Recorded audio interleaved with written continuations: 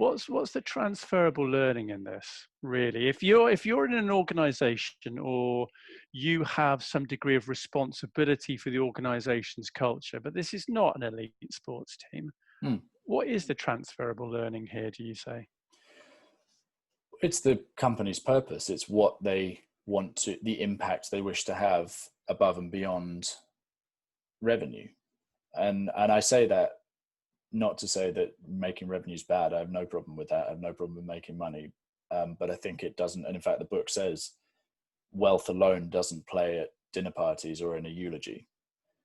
It's what else did you do? And so, and we now live in a time where people don't just want to work for a paycheck. They want to work for a paycheck, but they also want to work for a company, a tribe, a group, a team that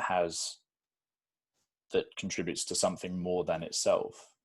So it doesn't matter if you're an elite sports team or whatever. In the book, it talks about the All Blacks spend a lot of time talking about what does it mean to be a New Zealander. That's the larger than themselves thing. And they understand that when they wear the black jersey, they are stewarding the jersey. It's not theirs. They just happen to be wearing it at the time. And so the key is not that we're the best sports team and you need to uphold that, which it is. It's more about this is an extension of the identity of our nation. And there's a responsibility that comes with that. And so I think the transferable skill is for leaders is what's the contribution that we're trying to make outside of just what the company does, our why, our purpose, our vision, which you're very well placed to talk about, which informs the kind of people that are going to want to come and fight for the company, informs the kind of customers they're going to have. It's a marketing thing as much as anything else. It's a branding exercise. And it just works better because people don't want to work for or buy from companies that are just out to make money now.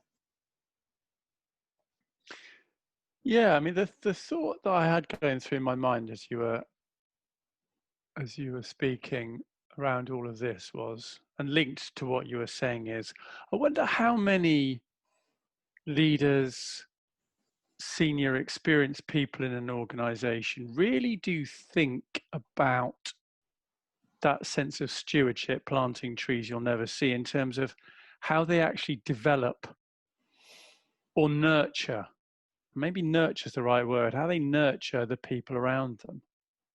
And in an organization, particularly now as we're all working more diversely, and that I can only see that increasing, not decreasing. So the idea that, you might, as a manager or as a leader, you might have 20, 30 people reporting to you, and you are focused to some extent as a manager on securing their output. But what about developing their inner life? What about a genuine spirit of inquiry to how you could develop them, or how you could just enrich their experience? Full stop. And it feels to me there is such a focus on the golden spires of productivity and output. What about the idea of an organization being somewhere where talent, morality is cultivated? Because that's what comes through in this book, the idea that they're not just making better rugby players. An All Black should aspire to be a better person.